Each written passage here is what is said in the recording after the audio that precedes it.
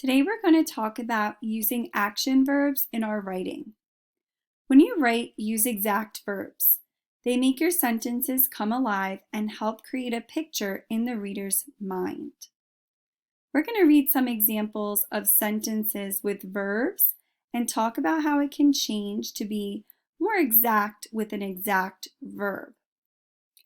Leah walked out of the room. Leah stomped out of the room. Notice how the picture in your mind changes when we use the word stomped instead of using walked.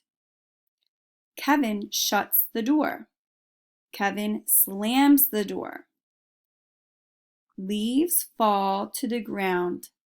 Leaves drift to the ground.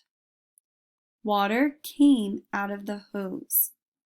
Water gurgled out of the hose.